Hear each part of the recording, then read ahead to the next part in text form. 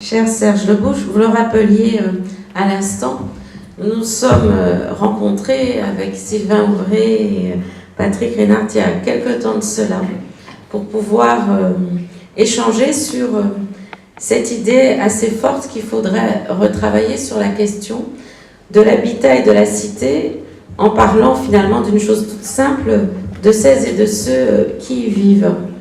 Et je salue aussi évidemment les élus présents, puisque j'ai reconnu Éric Piolle et Béatrice Vessillier qui ont la particularité d'être de la même région que la mienne, parce que vous le rappeliez, j'étais il y a encore peu député maire de la ville de Vaux-en-Velin, et vous mesurez combien ces questions, à la fois de vivre ensemble, j'y reviendrai, mais de travail collectif est important dans les temps que nous vivons.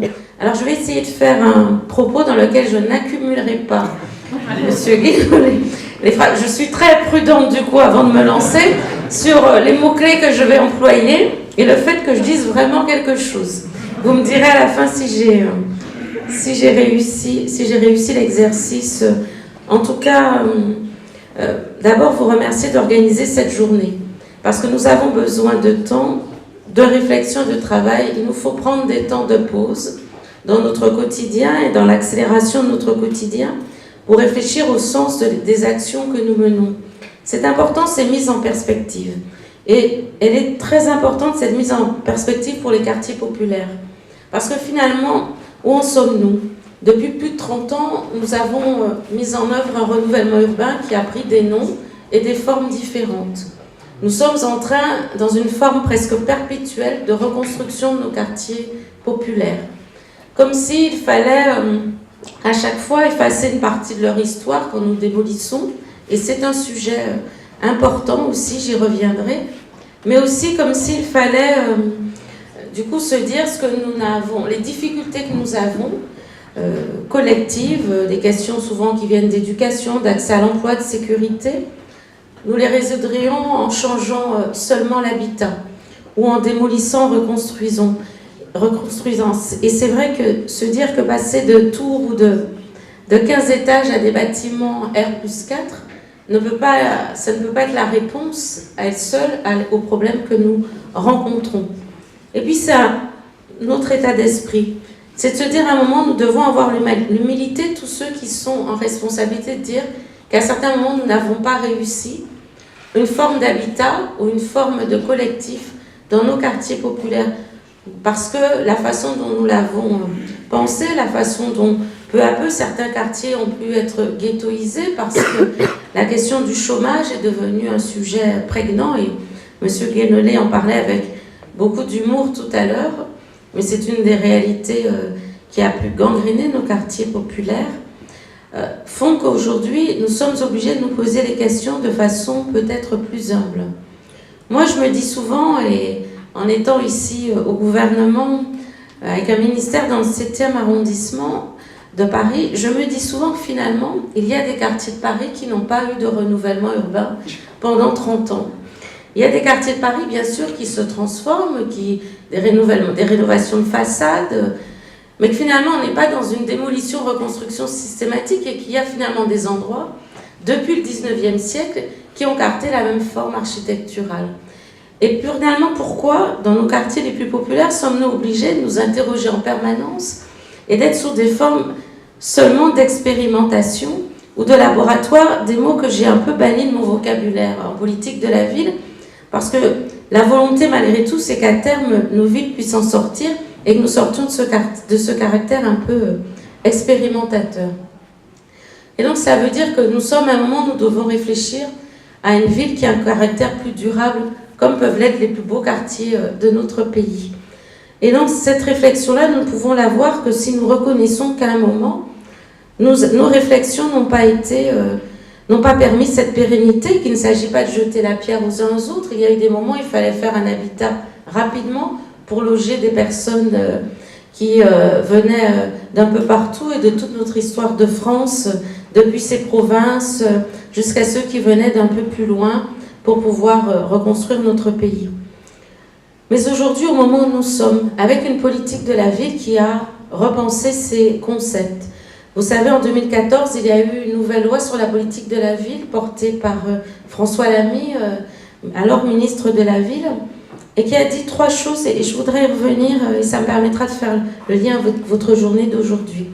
Elle a dit d'abord, on va continuer le renouvellement urbain. C'est un nouveau programme de renouvellement urbain pour lequel nous allons continuer à repenser l'habitat, repenser les logements, leur typologie aussi, repenser l'équilibre en termes de mixité sociale, mot qui peut être vu comme valise. Qu'est-ce qu'il recouvre? Est-ce que la mixité sociale est envisageable? Est-ce qu'elle a du sens? C'est encore un sujet de débat aujourd'hui, mais c'est en tout cas, pour l'élu local que je suis encore et la secrétaire d'État, c'était quelque chose d'important. Comment permettre à différentes couches sociales de se rencontrer et de vivre dans des lieux, dans les mêmes lieux en même temps. Mais ce qu'on a dit aussi, et c'est l'enjeu aujourd'hui au moment où l'État revient dans le financement de l'ANRU, de se dire que quand on réfléchit à cet habitat, il faut réfléchir aussi à ce que sont les lieux dans lesquels les gens se rencontrent. Et en premier lieu duquel l'école.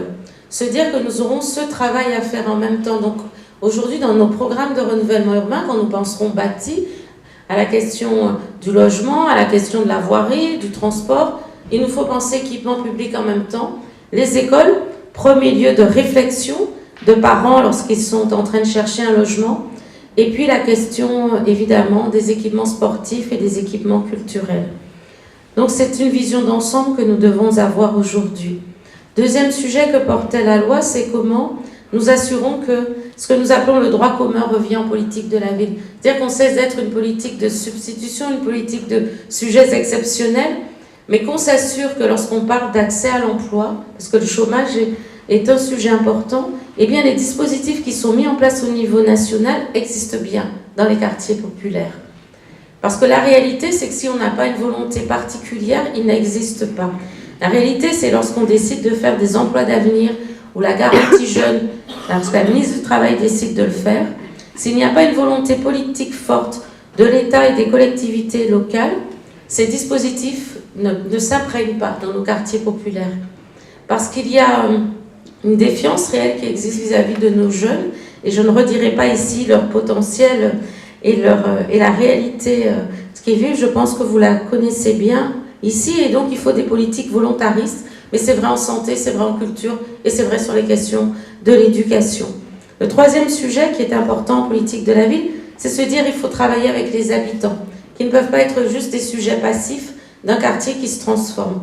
Des habitants qui ont une histoire comme dans les autres quartiers, des quartiers qui ont un patrimoine aussi, dont on peut aussi parler, et c'est important. C'est un des sujets de travail avec le ministère de la Culture.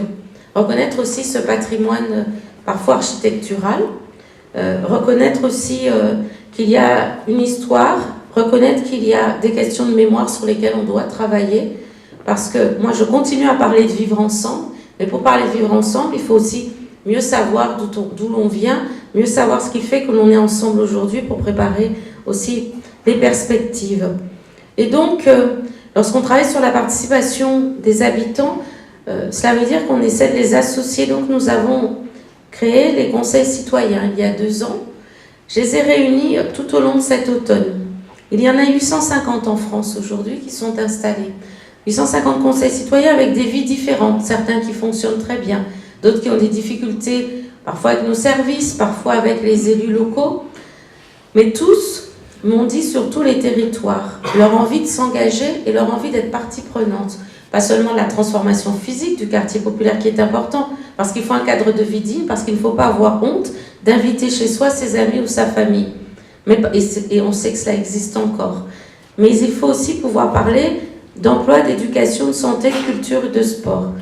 Et vous le savez, tous les citoyens dans nos conseils citoyens sont en train de s'en saisir, nous ont demandé à être mieux formés pour mieux parler avec les techniciens que vous êtes aussi pour certains d'entre vous, bien sûr, avec les élus locaux, mais parler aussi avec, finalement, leur expertise propre, parce qu'il ne s'agit pas de les transformer, eux aussi, en nouveaux techniciens. De la politique de la ville, on sait que ça peut conduire à parfois un langage un peu trop codé, et on peut perdre les raisons de son objet. Et donc, nous les avons réunis une journée. On parlait du temps que vous prenez. Voilà 1000 personnes bénévoles qui ont accepté de prendre du temps, qui ont pris des congés quand elles travaillent, qui ont fait garder les enfants quand elles ont l'habitude de rester les garder, et qui sont venues travailler. Et pendant une journée, dans des ateliers, nous avons parlé emploi, éducation, santé, sécurité, cadre de vie, habitat, logement.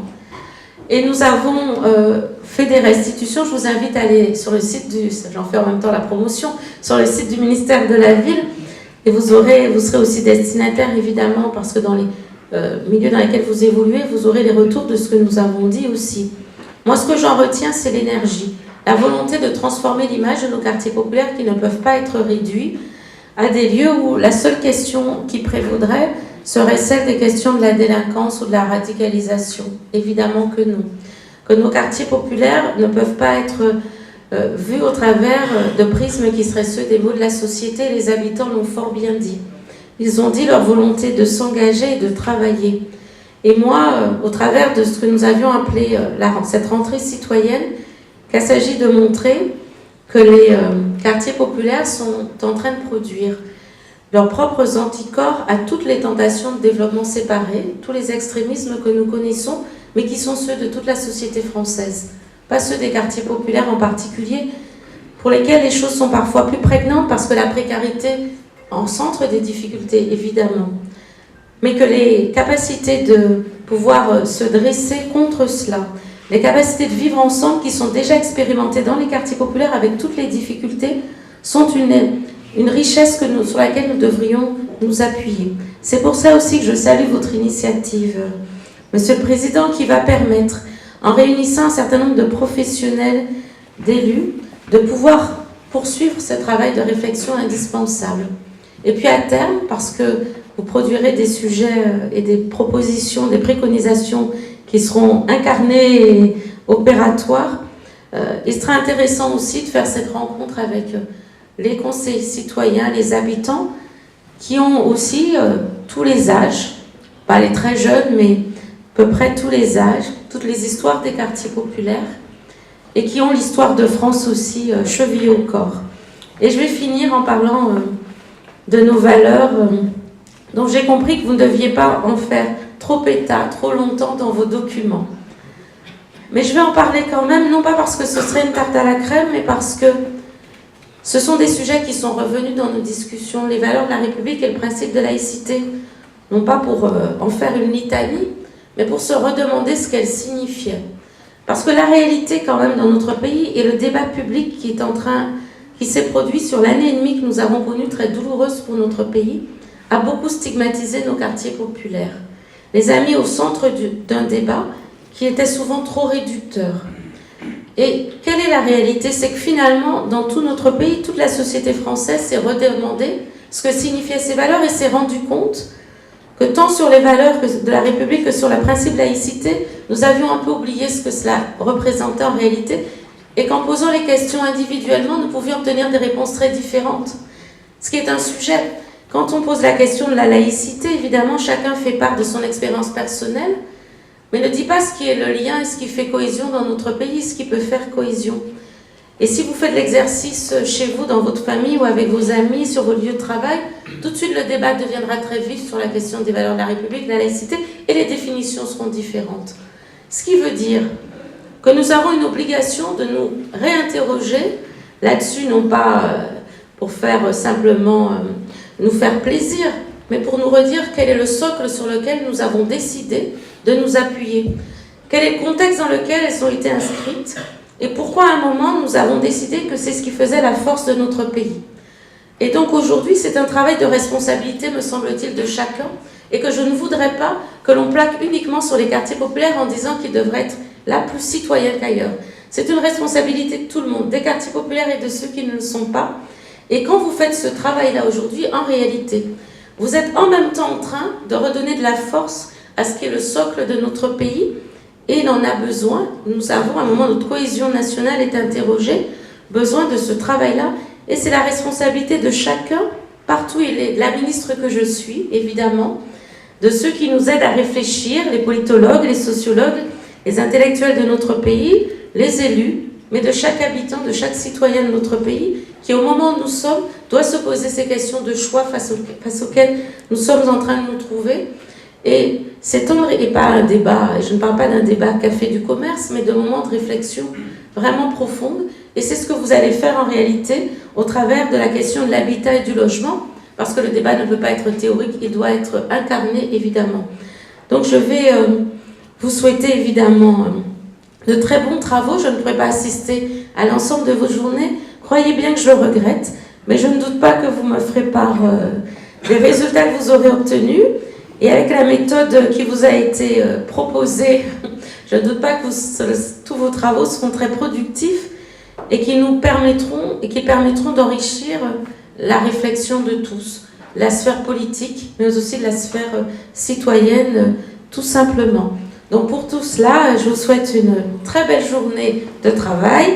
Et puis n'oubliez pas, nous sommes dans un moment où toute œuvre est utile parce qu'elle permet de savoir pourquoi nous voulons continuer à avoir un destin commun. Je vous remercie de votre attention.